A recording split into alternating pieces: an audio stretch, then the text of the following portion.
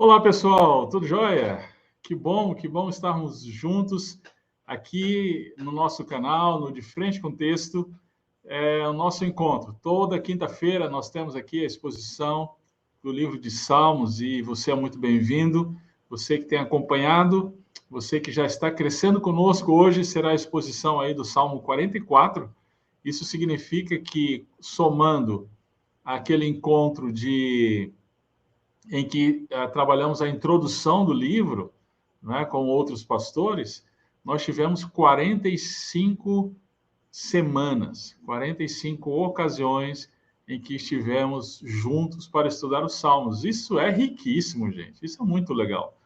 Eu estou crescendo muito, a minha família também. Nós temos acompanhado aí as exposições e várias pessoas têm mandado mensagens, têm compartilhado aí do impacto que a exposição do livro de Salmos tem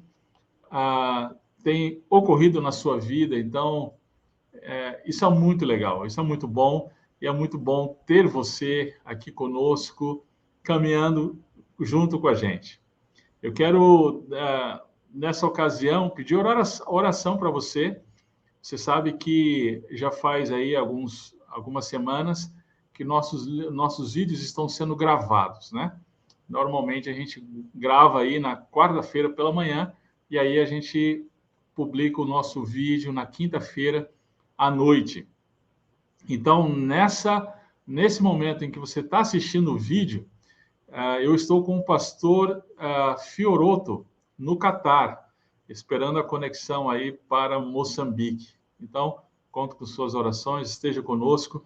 Nós vamos ficar mais um período em Moçambique. Nós temos ido 2 vezes por ano nesse querido país, e em parceria, o Prega a Palavra, em parceria com o Palavra da Vida Moçambique, tem treinado aí 2 turmas de pastores, né? Ao todo aí dá em torno de 35, 37 pastores de diversas localidades de Moçambique, e nós temos capacitado esses pastores em exposição bíblica, para que levem com fidelidade a exposição das Escrituras.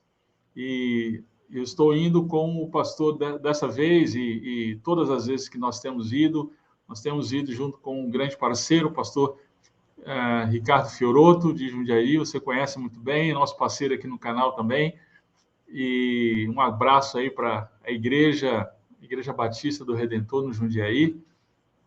E nós damos graças a Deus, então, por essas parcerias que Deus tem levantado ao longo aí do caminho. Um abraço também para a minha igreja, a primeira Igreja Batista em Indaiatuba, pessoal que liberou seu pastor para estar lá nesse tempo em Moçambique, ministrando a outros pastores. Um grande abraço. Com certeza, esse tempo é um tempo aí de saudade, mas logo, logo a gente está de volta para contar aí as bênçãos que o Senhor tem operado, ok? Então, estejam conosco em oração. Muito bem, gente. Hoje é o dia de Salmo 44. Já pega a sua Bíblia aí, pega papel, pega caneta e vamos juntos crescer no conhecimento do Senhor por meio do Salmo 44. Sim, só uma coisinha que eu esqueci de avisar. Nas próximas 2 semanas nós não teremos a exposição de Salmos, porque eu estarei em Moçambique, então lá vai ter uma certa dificuldade de fazer isso, tá bom? Mas regressando, a gente retoma aqui aí a exposição dos Salmos, tá bom? Muito bem. Nós temos, então, convidado hoje, toda semana, não é só eu que exponho os Salmos, toda semana tem um pastor amigo, conhecido nosso, que é fiel às Escrituras, que é experiente na exposição da Palavra de Deus. E na semana passada foi o pastor Jeremiah, e na semana anterior foi o pastor Wagner, de Cambuí. E essa semana, então, eu convidei o pastor Gilson, que já é a segunda vez que ele está conosco aqui no nosso canal. Bem-vindo, pastor Gilson. Opa, é um prazer estar com vocês e ser contado entre esses grandes nomes, né? Estar com você, estar com o Jeremiah, o Wagner, é um prazer, né? Obrigado pelo convite. Isso é da parte deles, sim, grandes nomes. Pastor Gilson, muito bem-vindo. Gente, para quem não conhece, essa é a segunda vez que o pastor Gilson vem aqui no nosso canal e foi muito legal a primeira vez que ele veio, nos abençoou com a exposição de Salmo já, e aí então ele vai continuar vindo aqui, nos ajudando aí na exposição dos Salmos. Ele é pastor da Segunda Igreja Batista de Araraquara. Isso. Segunda Igreja Evangélica Batista. Isso, um abração para o pessoal aí da igreja. Pastor, por favor, transmita a eles. E o Gilson também, gente, é um grande amigo, é um parceiro no ministério, também professor aí do Prega Palavra, também tem servido aí ministrando a outros pastores pelo Brasil. E é muito bom tê-lo aqui, Gilson, expondo aí, dessa vez, o Salmo 44. Ótimo. Que privilégio. Obrigado. Um abraço aos queridos irmãos que nos acompanham. Um abraço à igreja, a primeira Igreja Batista de Indaiatuba. Acertei o nome, né? É isso aí, isso mesmo. Que prazer poder falar aos irmãos. Que prazer, Nelson. Obrigado pelo convite. Estamos juntos aqui. Muito bem. Ok. Muito bem, gente. Vamos lá. Vamos ouvir, então, a exposição. Pastor Gilson, fica à vontade. Deus abençoe. Ok. Vocês vão ver um pouquinho de reflexo aí das minhas lentes. Infelizmente, não tenho... O meu óculos aqui não é anti-reflexo, né? Então vai aparecer um pouquinho aí do reflexo. Lamento por isso. Mas eu quero começar orando, agradecendo a Deus por esse privilégio, e logo em seguida leremos as Escrituras e passaremos então a expor o texto que o Senhor colocou, nos deu, né, para essa reflexão desse tempo. Então vamos lá? Vamos orar? Pai querido, nós agradecemos pelo privilégio, agradecemos pela honra de servir ao Senhor e de podermos transmitir o teu recado, ó Deus, a tua palavra aos corações. Pedimos, ó Pai, em nome do teu Filho Jesus, que fale ao nosso coração, que, ó Deus querido, venha usar-me, a minha mente, o meu coração, os meus lábios, ó Pai querido, como instrumentos do Senhor para transmitir a tua voz, a tua palavra aos corações. Em nome de Jesus eu agradeço pelo privilégio, hoje e sempre. Amém. Meus queridos, Salmo 44, diz assim o texto da palavra de Deus. Ouvimos, ó Deus, com os próprios ouvidos, nossos pais nos têm contado o que outrora fizeste em seus dias. Como por tuas próprias mãos desapossaste as nações e os estabeleceste, oprimiste os povos e aos pais deste largueza. Pois não foi por sua espada que possuíram a terra, nem foi o seu braço que lhes deu vitória, e sim a tua destra e o teu braço, e o fulgor do teu rosto, porque te agradaste deles. Tu és o meu rei, ó Deus, ordena a vitória de Jacó. Com o teu auxílio vencemos os nossos inimigos, em teu nome calcamos aos pés os que se levantam contra nós. Não confio no meu arco, e não é a minha espada que me salva, pois tu nos salvaste dos nossos inimigos e cobriste de vergonha os que nos odeiam. Em Deus nos temos gloriado continuamente, e para sempre louvaremos o teu nome. Agora, porém, tu nos lançaste fora, e nos expuseste à vergonha, e já não sais com os nossos exércitos. Tu nos fazes bater em retirada à vista dos nossos inimigos, e os que nos odeiam nos tomam por seu despojo. Entregaste-nos como ovelhas para o corte, e nos espalhaste entre as nações. Vendes por um nada o teu povo, e nada lucras com o seu preço. Tu nos fazes opróbrio dos nossos vizinhos, escárnio e zombaria aos que nos rodeiam. Pões-nos por ditado entre as nações, alvo de meneios de cabeça entre os povos. A minha ignomínia está sempre diante de mim, cobre-se de vergonha o meu rosto. Ante os gritos dos que afronta e blasfema, à vista do inimigo e do vingador. Tudo isso nos sobreveio. Entretanto, não nos esquecemos de ti, nem fomos infiéis à tua aliança. Não tornou atrás o nosso coração, nem se desviaram os nossos passos dos teus caminhos. Para nos esmagares, onde vivem os chacais, e nos envolveres com as sombras da morte. Se tivéssemos esquecido o nome do nosso Deus, ou tivéssemos estendido as mãos a Deus estranho, porventura não teria atinado Deus, ele que conhece os segredos dos corações? Mas, por amor de ti, somos entregues à morte continuamente. Somos considerados como ovelhas para o matadouro. Desperta, porque dormes, Senhor. Desperta, não nos rejeites para sempre. Por que escondes a face e te esqueces da nossa miséria e da nossa opressão? Pois a nossa alma está abatida até o pó, e o nosso corpo como que pegado no chão. Levanta-te para socorrer-nos e resgata-nos por amor da tua benignidade. Ok. Olhando para esse texto, nós encontramos algumas afirmações, alguns momentos em que parece que o salmista nos mostra que o sofrimento aqui é um sofrimento inocente, é um sofrimento de inocente, ou seja, eles estão sofrendo sem culpa, eles estão sofrendo sem razão. Há um questionamento aqui do salmista. Ele está questionando o porquê do sofrimento.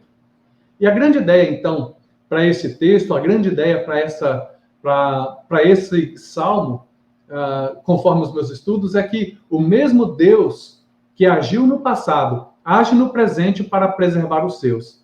Em meio ao sofrimento, é preciso confiar em seu amor leal e clamar por seu auxílio. Vou repetir? O mesmo Deus que agiu no passado, age no presente para preservar os seus. Em meio ao sofrimento, é preciso confiar em seu amor leal e clamar por seu auxílio. Nós temos vivido e visto, nos tempos de hoje, um mundo repleto de guerras e sofrimento. Muitas delas não fazem o menor sentido para nós.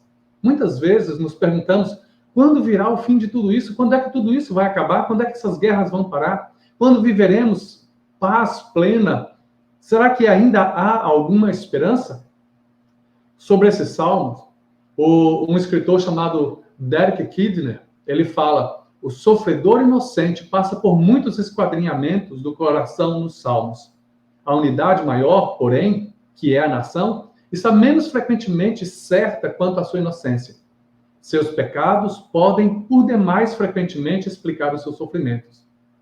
Mas a grande pergunta que a gente olha para o salmo e a gente enxerga é: e os inocentes? Parece que o salmista está fazendo o clamor do inocente. Muito embora ele cite em alguns momentos no salmo, falando mais como nação, mas aqui há uma expressão de que parece que a nação não é tão culpada naquele instante. Então, pode ser que a nação como um todo fosse mais culpada pelo sofrimento do que algum indivíduo. Mas, se nós relacionarmos esse salmo com o Salmo 60, que foi escrito por Davi, nós encontraremos semelhanças gigantescas, que nos mostram que, mesmo quando Israel tinha reis leais e um povo que estava buscando ser fiel a Deus, ainda assim, aquele povo estava experimentando sofrimento, ou seja, o sofrimento era existente. Então, se você pegar o Salmo 60, um salmo que foi escrito por Davi, ele é um salmo que também está clamando a Deus por misericórdia, porque eles estão passando por um sofrimento em meio à guerra, um sofrimento em meio ao caos. Então, a busca pelas razões para o sofrimento é o que a gente vai encontrar aqui no Salmo 44. É um salmo de ensino, é um masquil. O salmista, ele quer entender os porquês. Por que está vindo o sofrimento? Por que eles estão sofrendo?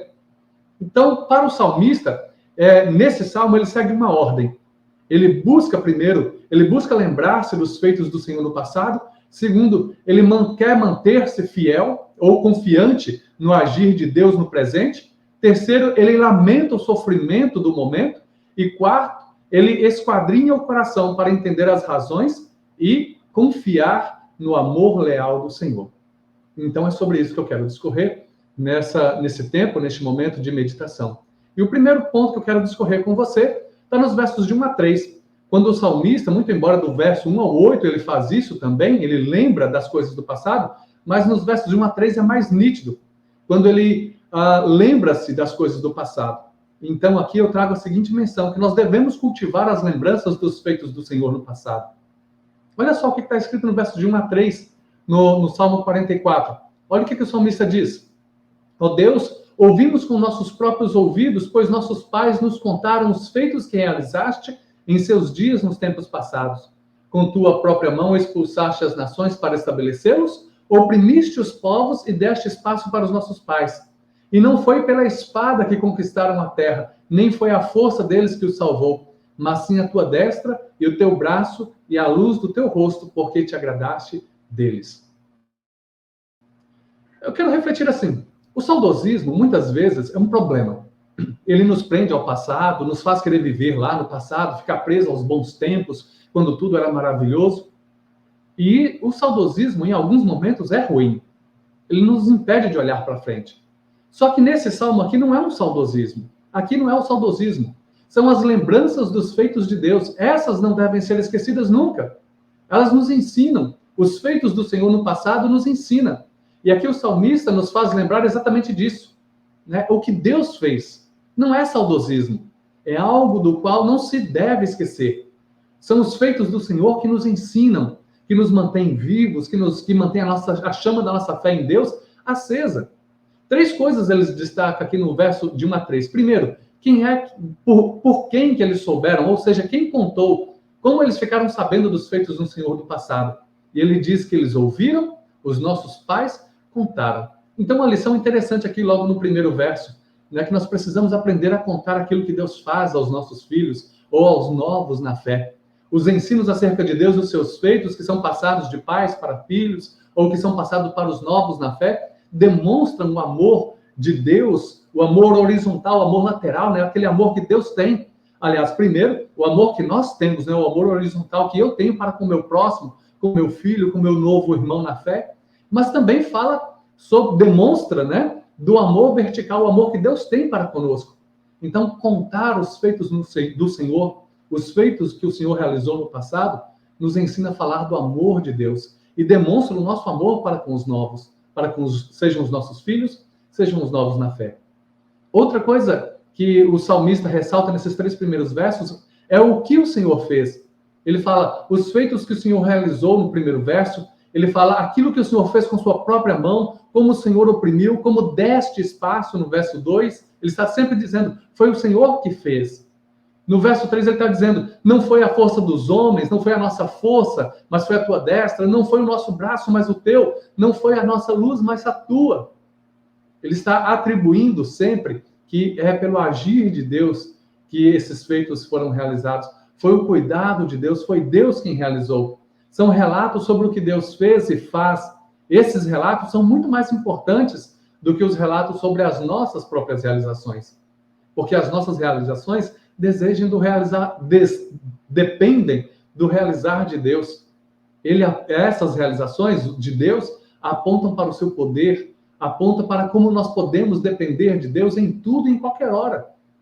O salmista ainda continua no verso 3 dizendo o porquê Deus fez.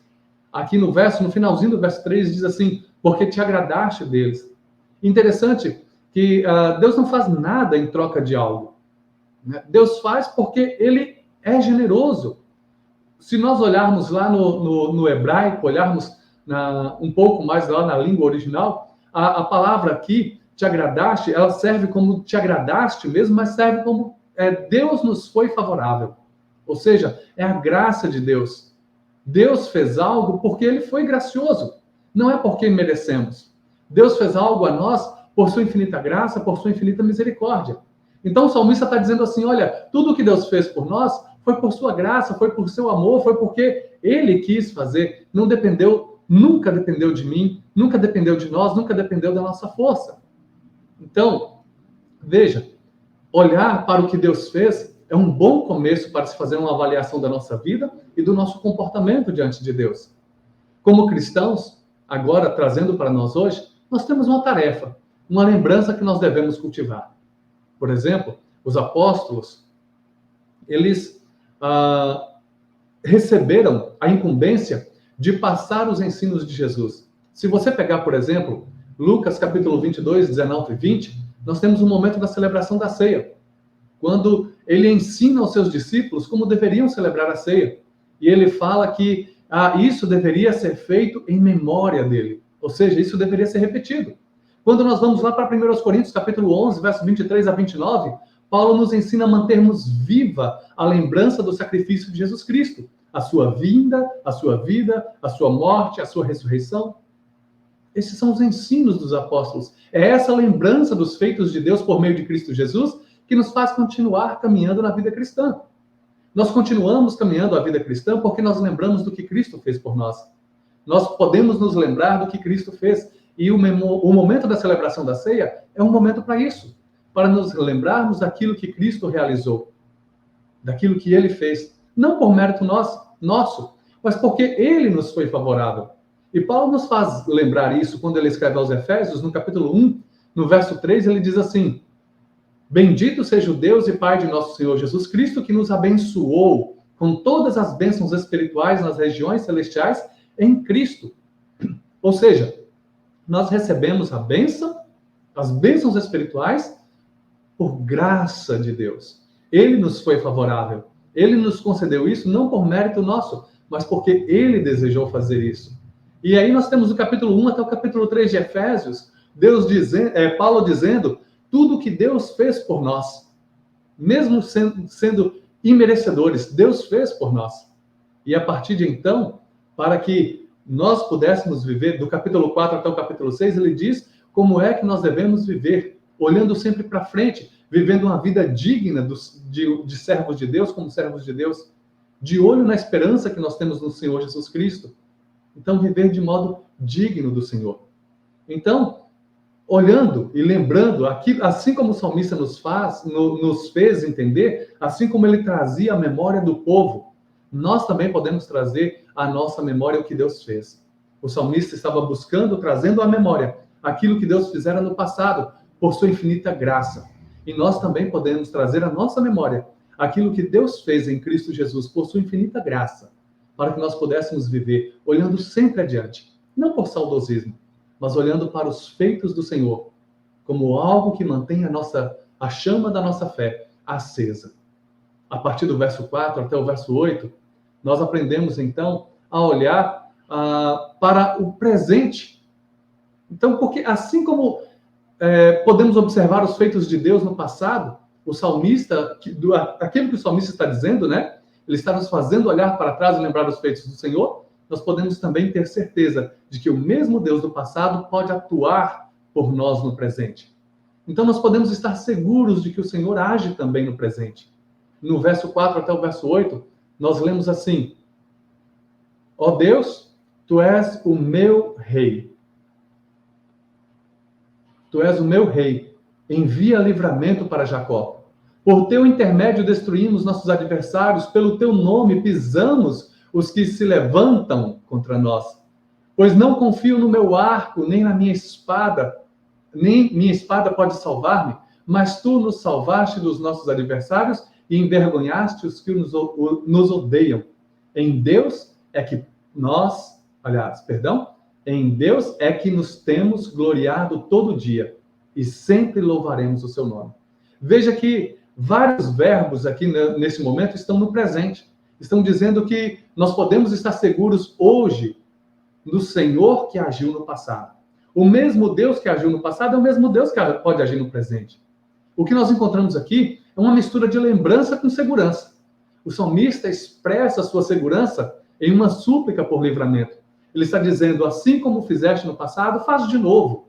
Só conseguimos vencer por tua força. Não confiamos em nossa capacidade, mas em ti. Pois tu és o meu rei, em ti nos gloriamos todo dia e sempre louvaremos o teu nome. Deixa eu citar uma situação interessante. Deixa eu olhar um pouquinho para o Novo Testamento. Quando a gente vai lá para Hebreus, no capítulo 13, no verso 8, nós lemos assim: Jesus Cristo é o mesmo ontem, hoje e eternamente. Nós cremos que Deus, em Jesus Cristo é Deus, Deus é o mesmo ontem. O Pai também é o mesmo ontem, ele não muda. O mesmo escritor disse em Hebreus 1, de 8 a 12, o seguinte: mas sobre o Filho diz, o teu trono, ó Deus, subsiste pelos séculos dos séculos, e o cetro do teu reino é cetro de equidade. Amaste a justiça e odiaste o pecado. Por isso, Deus, o teu Deus, te ungiu com óleo de alegria mais do que os teus companheiros. E também diz, tu, Senhor, no princípio fundaste a terra, e os céus são obras das tuas mãos. eles serão destruídos, mas tu permaneces, e todos eles envelhecerão como roupa, e como um manto os enrolarás, e como roupa serão mudados, mas tu és o mesmo, e os teus anos não terão fim. Ele conecta, o escritor aos Hebreus conecta Deus e Jesus como um só, e ele o é. E nós podemos ler outros tantos versos, tanto no Novo quanto no Velho Testamento, mostrando que Deus é eterno e ele é imutável. Se você pegar João capítulo 1, versos de 1 a 3, você vai ver isso. João capítulo 8, verso 58, Jesus fala isso, ele diz, Jesus responde aos seus, né, ele fala assim, em verdade vos digo que antes que Abraão existisse, eu sou. Em Apocalipse capítulo 1, verso 4, verso 8, onde ele fala, eu sou o alfa e o ômega. Então, tudo isso mostrando que ele, Jesus, Deus, é um só e imutável. Então, por que eu estou citando isso? Porque é isso que o salmista quer trazer à memória do povo. É isso que o salmista está trazendo à memória. O mesmo Deus do passado pode agir no presente, porque ele não muda. Se sabemos que Deus é o mesmo Deus, que é imutável, podemos ter segurança e confiarmos em sua provisão, na sua proteção, no seu auxílio. É isso que o salmista está fazendo. Ele está pondo sua confiança no Deus imutável e suplicando que continue agindo em seu favor nos dias das suas súplicas, como fizeram no passado. Para nós não é diferente. Para nós não é diferente.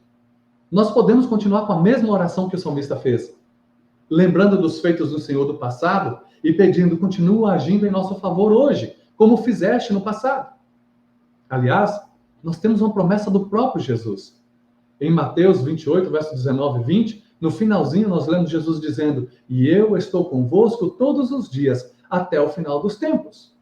Se Deus é o Deus imutável, e essa promessa nós recebemos de Jesus, então nós podemos estar seguros que o Deus que agiu no passado, graciosamente com o seu povo, continua agindo hoje com o seu povo, de forma graciosa, cuidando, zelando, protegendo, provendo.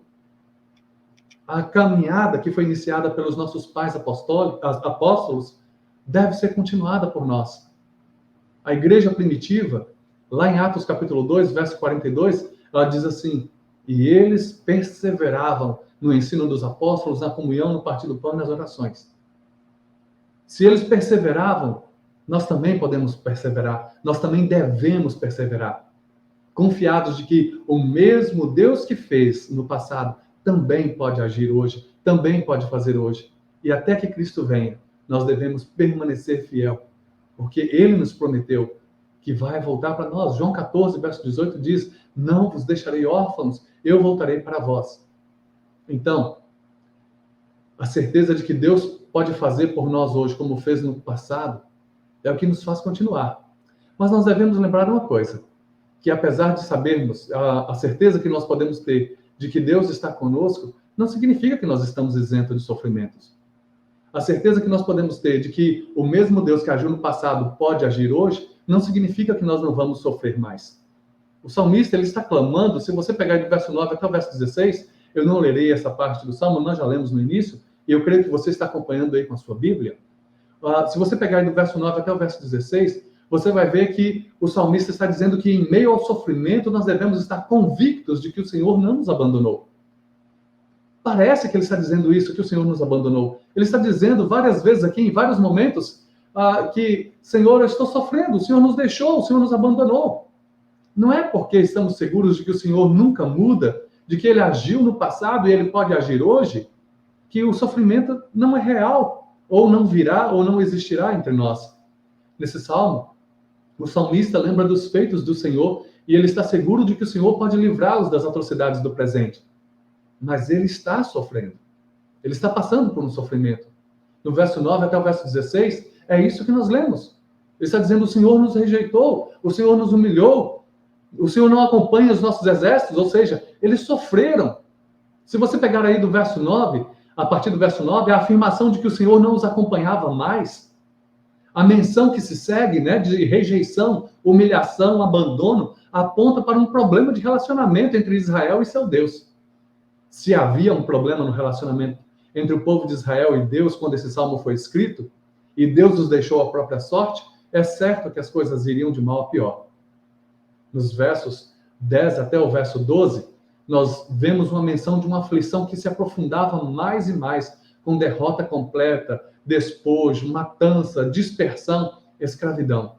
Eles olhavam para o lado e não viam esperança, pois eram ridicularizados por todos os... Está no verso 13 e 14 do Salmo 44. Assim, eles não tinham mais confiança em si mesmos, somente humilhação e vergonha diante das afrontas, como está no verso 15 e 16. Quando o homem se distancia de Deus, nada mais lhe resta, somente derrota, vergonha. Mesmo as maiores vitórias do mundo, um dia chegam ao fim. E o que resta? É muito fácil, quando nós estamos bem, nos afastarmos de Deus. A nossa autossuficiência, quando está tudo bem, nos diz que nós não precisamos mais dele. E esse é um grande engano. Mas o sofrimento não vem somente para quem está longe de Deus. O sofrimento não vem somente para aqueles que estão distantes do Senhor. O mesmo Derek Kidner, que eu citei no início, ele diz que o Novo Testamento vê nesse salmo o prenúncio da igreja perseguida, fazendo um conhecimento antecipado, não de derrota, mas de vitória. Está lá no Romanos capítulo 8, verso 36, é citado por Paulo. Ele cita o verso 17, quando ele fala: como está escrito, por amor de ti somos entregues à morte todos os dias, fomos considerados como ovelhas para o matadouro. Quando olhamos para Daniel, nós vemos, a partir do capítulo 9, profecia sobre o sofrimento dos servos de Deus. Quando olhamos para Atos 8:1, nós vemos narrativas de que a igreja seria perseguida, estava sendo perseguida. Nós vemos em todos os escritos de Paulo que a igreja estava sofrendo perseguição interna e externa. Chegamos em Tiago, nós vemos uma orientação de Tiago no capítulo 1, verso de 1 a 4, de não considerar motivo de de considerar motivo de grande alegria o fato de sofrer provações, sabendo que a prova da fé produz perseverança, e a perseverança deve ter ação perfeita para que sejais aperfeiçoados e completos, sem vos faltar coisa alguma. Lemos aqui, então, uma palavra de ânimo para uma igreja que estava passando por perseguição. E não diferente, vai chegar em Pedro a mesma coisa, uma palavra de ânimo. E quando nós chegamos em Apocalipse, nós vemos uma profecia de que os santos haveriam de sofrer. Já estavam sofrendo e haveriam de sofrer. Então vemos que haveriam muitos mártires. O próprio Senhor Jesus sofreu por nossa causa, sofreu por amor a Deus, ele sofreu para nos religar a Deus, como está em Romanos capítulo 5, no verso 18 e 19. Lá diz isso: portanto, assim como por uma só transgressão veio o julgamento sobre todos os homens para a condenação, assim também por um só ato de justiça veio a graça sobre todos os homens para a justificação, que produz vida. Porque assim como pela desobediência de um só homem muitos foram feitos pecadores, assim também pela obediência de um só muitos serão feitos justos. Ou seja, Cristo sofreu para que nós pudéssemos ser justificados. Esse sofrimento foi anunciado lá em Isaías 53, versos de 1 a 6. Então, no fim, nós sabemos, haverá vitória para os filhos de Deus, haverá vitória para os servos de Deus. Nós habitaremos com o Senhor um lugar de descanso. Isso é fato, profetizado em Apocalipse 21, versos de 1 a 4. Essa é a nossa profecia, essa é a profecia que diz respeito ao fim dos tempos, onde nós descansaremos, num lugar onde não haverá mais sofrimento. Mas o salmista, ele está dizendo aqui, que ele está colocando de uma forma como se Deus o tivesse rejeitado, como se Deus os tivesse deixado ao sofrimento. O sofrimento muitas vezes vem para aqueles que merecem, né? Nós às vezes colocamos assim, mas nem sempre vem. Às vezes o sofrimento também vem mesmo para o servo de Deus. E nós vimos aqui, ao longo das Escrituras, servos de Deus também sofreram, sofrem e sofrerão, mas isso não significa que Deus nos deixou. Muitas vezes vimos o povo de Israel sofrendo por causa do seu afastamento. Esse salmo se situa entre os salmos de que estão lamentando pelo sofrimento. Está no segundo livro dos Salmos. E vale a pena saber que o sofrimento vem, muitas vezes, não porque nos afastamos de Deus. Não por isso. E vale a pena saber que o fim daqueles que permanecem fiel é sempre um fim glorioso. Por exemplo, Abacuque escreveu seu livro denunciando violência, miséria e corrupção no meio do seu povo. Deus disse que mandaria a Babilônia como disciplina. Depois de alguns momentos de diálogo com Deus, Abacuque chega à seguinte conclusão, lá em Abacuque 3, versos 17 e 18. Ainda que a figueira não floresça, nem haja fruto nas videiras, ainda que o produto da oliveira falhe e os campos não produzam mantimento, ainda que o rebanho seja exterminado do estábulo e não haja gado nos currais, mesmo assim eu me alegrarei no Senhor, exultarei no Deus da minha salvação. Eu entendo que o salmista está fazendo um clamor, ele está fazendo uma súplica, ele está entendendo que eles estão passando por muito sofrimento. Mas aqui há, nesse salmo de ensino, uma convicção, desde o início, quando ele fala dos feitos de Deus no passado e da segurança que você pode ter no presente, que mesmo em meio ao momento de sofrimento, Deus não vai deixar. É preciso aproveitar, então, o momento de sofrimento ou todo o momento da nossa vida para fazer uma avaliação, a nossa conduta diante de Deus, descobrir como nós somos cuidados por seu amor leal. Se nós pegarmos, então, a última parte do Salmo, verso 17 até o verso 26, nós vamos ver o salmista fazendo isso. Ele aproveita esse momento e faz um esquadrinhar do seu coração. Ele faz uma busca no seu coração. E ele busca descobrir em tudo as razões do que está acontecendo, mas também busca entender o amor leal de Deus. Ele clama pelo amor leal de Deus. Ele clama pelo livramento segundo o amor leal de Deus. Eu olho para esse salmo, eu enxergo nos versos 17 a 22, não sei se todos verão assim, mas eu enxergo nesse salmo, no verso 17 a 22, um momento lindo. Um momento em que eles fazem uma declaração de fé. Olha só o verso 17 a 22, o que ele diz no Salmo 44, nos versos 17 a 22. Olha como o salmista coloca. Ele fala assim: tudo isso nos sobreveio. Todavia, não nos esquecemos de ti, nem traímos a sua aliança. Nosso coração não voltou atrás, nem nossos passos se desviaram dos teus caminhos. Apesar disto, tu nos esmagaste onde habitam os chacais e nos cobriste de trevas profundas. Se nós tivéssemos esquecido do teu nome, do nome do nosso Deus, e estendido as mãos para um Deus estrangeiro, Deus não teria descoberto isso? Pois ele conhece os segredos do coração. Sabe o que eu enxergo aqui? O salmista tendo uma convicção plena do Deus que ele serve. Ele está dizendo assim: nós não abandonamos a Deus. Se tivéssemos feito isso, Deus saberia. Alguns estudiosos chegam a crer, por causa desses versos, que esse salmo não teria sido escrito durante o período do cativeiro babilônico, mas em um outro momento, mesmo que vivendo uma vida diante de Deus. Eles passaram por derrotas e batalhas e sofrimentos. Mas eles mencionam aqui nesse salmo que permaneciam fiéis, mesmo em meio ao sofrimento. As perguntas que surgem, que eles levantam, estão no verso 23 e 24. Eles falam assim: desperta, por que dormes, Senhor? Acorda, não nos rejeites para sempre. Por que escondes o rosto e te esqueces da nossa tribulação e da nossa angústia? É como se eles dissessem assim: Senhor, por que nós estamos sofrendo? Nós permanecemos fiéis, mas por que nós estamos sofrendo? Sabe o que nós pensamos às vezes? Que o sofrimento é justificável para aqueles que merecem, né? Alguém que fez algo errado merece sofrer. Aqueles que fizeram, que se distanciaram de Deus, até merecem sofrer. É assim que nós pensamos muitas vezes. Também, muitas vezes, pensamos: por que nosso ente sofre? Isso nos causa indignação, nos causa questionamento. Deixa eu contar aqui rapidamente uma experiência. Eu tenho um sobrinho, o meu sobrinho mais novo, Levi. Ele nasceu com miopatia nemalínica. Ou seja, a musculatura dele é bastante flácida. Ele não tem muita força. Ele precisa constantemente estar fazendo exercícios, fisioterapia, para poder conseguir mover-se. E ele está por completar 1 ano. Ele está se movimentando bem hoje, graças a Deus. Mas nesse 1 ano, ele não degustou comidas extra, porque a sua musculatura, que leva à deglutição, não funciona perfeitamente. Muitas vezes, aquilo que ele engole vai para os seus pulmões. Então, isso, às vezes, no início, quando a gente descobriu, quando meu irmão descobriu, e quando nós ficamos sabendo, oramos muito questionando a Deus: Senhor, por que o inocente sofre? Por que ele está sofrendo? Por que ele está passando por isso? Por que ele está vivendo essa situação? O que nós encontramos aqui lindo nesse salmo é que ele questiona também a Deus. Eles questionam a Deus.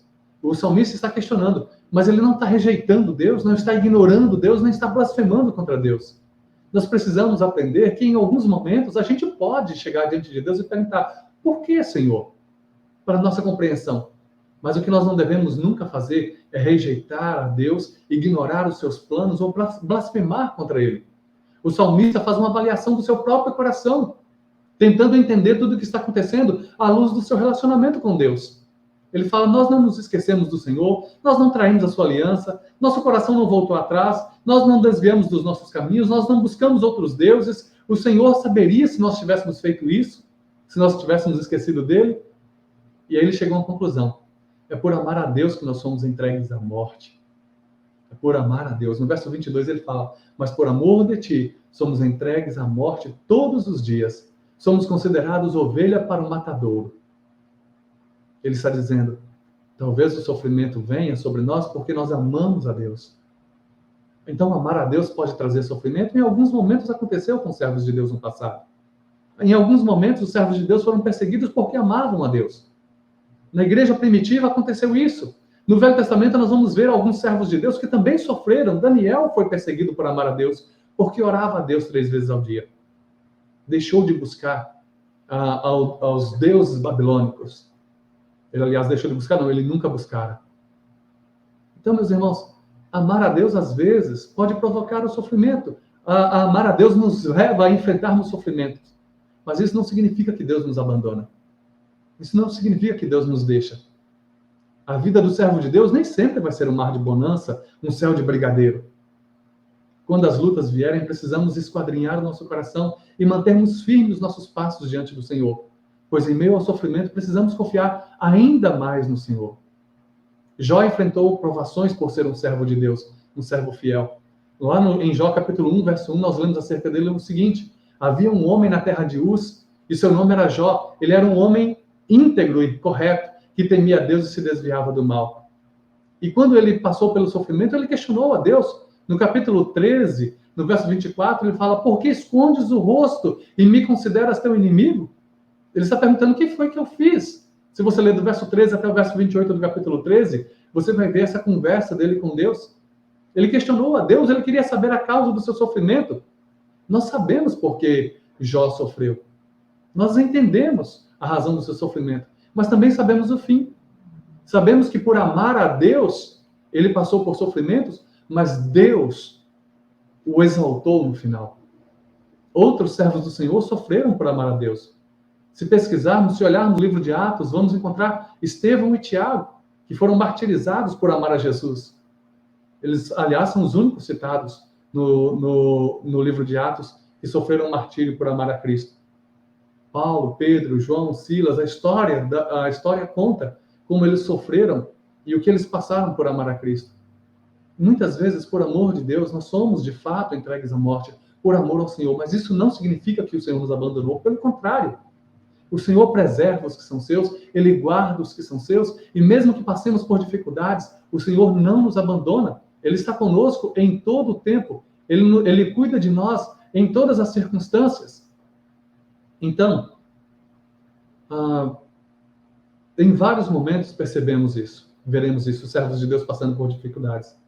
Mas se no final das contas somos afligidos por amar a Deus, confiemos que o seu amor leal vem em nosso socorro. Foi isso que o salmista confiou. Olha o verso 26 do capítulo 44. Levanta-te, socorre-nos e resgata-nos por causa do teu amor fiel, do teu amor leal. O salmista está dizendo assim: Senhor, eu sei que o Senhor nos ama, então socorre-nos. Não nos deixe sofrer, não nos deixe continuar no sofrimento. Ele confia que Deus vai resgatar. Então, eu já disse antes aqui que nós haveremos de desfrutar de um descanso, de uma paz muito maior do que a que nós desfrutamos neste mundo. Lá em Apocalipse 21, verso de 1 a 4, diz que nós vamos ter isso. Um descanso, uma paz, um lugar de descanso. E lá fala assim para nós: vi um novo céu, uma nova terra, pois o primeiro céu e a primeira terra se foram, o mar já não existe. Vi a cidade santa, a nova Jerusalém, que descia do céu, da parte de Deus, enfeitada como uma noiva preparada para o seu noivo. E eu ouvi uma voz que vinha do trono e dizia: o tabernáculo de Deus está entre os homens, pois habitará com eles, e eles serão seu povo, e Deus mesmo estará com eles. Ele lhes enxugará dos olhos toda lágrima, e não haverá mais morte, nem pranto, nem lamento, nem dor, porque as primeiras coisas já passaram. Esse lugar existe para nós. Ele virá para nós. No momento certo, nós iremos ao encontro do Senhor e não mais sofreremos. Jesus nos prometeu, lá em João capítulo 14, versos de 1 a 4, ele falou isso. Não se turbe o vosso coração, crede em Deus, crede também em mim. Na casa de meu pai há muitas moradas. Se não fosse assim, eu vos teria dito, pois vou preparar-vos lugar. E se eu for e vos preparar lugar, virei outra vez e vos levarei para mim, para que onde eu estiver, estejais vós também. Vós conheceis o caminho para onde eu vou. Jesus é o nosso descanso, ele é a nossa paz. Ele diz lá no verso 27 do capítulo 14, eu deixo-vos a paz, a minha paz vos dou. Eu não dou a minha paz como o mundo dá. Portanto, não se turbe o vosso coração e nem tenha medo. Em Cristo nós estamos seguros. Então, mesmo que sejamos perseguidos, mesmo que soframos por amor do nome do Senhor, mesmo que enfrentemos o sofrimento, não significa que o Senhor nos deixou, não significa que Ele nos abandonou.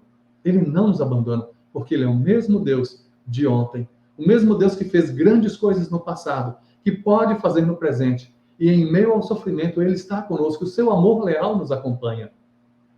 Então, meus irmãos, concluindo, o que eu quero dizer nesse momento é que às vezes sofremos sem uma causa plausível, ou pelo menos nitidamente conhecida. Às vezes sofremos porque erramos, e estes erros trazem consequências. Às vezes sofremos porque deixamos claro o nosso amor para com Deus, e somos perseguidos por isso. Mas nós precisamos diariamente olhar para dentro de nós mesmos e fazermos uma séria avaliação do nosso caminhar com Deus à luz do seu amor leal para conosco. Ele não nos deixa. O amor leal do Senhor para com os seus jamais os deixa desamparados. Por isso que eu disse no início, o mesmo Deus que agiu no passado, age no presente para preservar os seus. Em meio ao sofrimento, é preciso confiar no seu amor leal e clamar por seu auxílio. Eu entendo, e eu sinceramente entendo isso, que o salmista, os filhos de Corá, nesse Salmo 44, ele está ensinando a todos aqueles que viessem a ler esse Salmo, a cantar esse Salmo, como é um masquil, é um Salmo de ensino, ele está dizendo, o mesmo Deus do passado é o mesmo de hoje. Mesmo em meio aos sofrimentos, Ele não nos abandona. Ele cuida de nós. O seu amor leal nos sustenta. Busquemos com intensidade, com fidelidade em nosso coração. Amém por isso? Eu creio. E eu creio que é assim que nós devemos viver. Que esse amor leal de Deus nos acompanhe em todo o tempo. E que o sofrimento que porventura viermos a viver não nos desanime. Pelo contrário, nos faça lembrar dos feitos de Deus no passado, o que Ele pode fazer no presente. E mesmo que soframos, confiemos. O seu amor leal é o nosso auxílio. Amém por isso? Deus abençoe. Que a gente possa ficar com essa mensagem gostosa desse salmista. Essa declaração de fé linda do salmista. De que nós estamos com Ele. Nós não nos desviaremos. Nós não o abandonaremos. Que Deus nos abençoe. Pastor Nelson? Amém.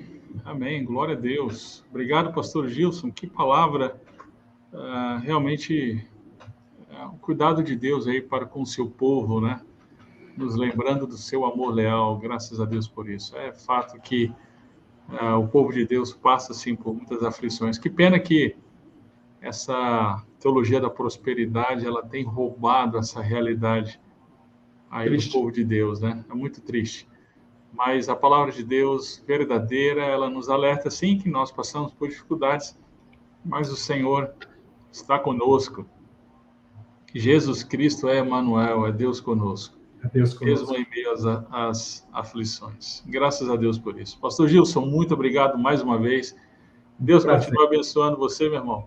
Abençoando aí sua família, seu ministério. Abração para a igreja novamente. Deus continue abençoando muito vocês. Amém.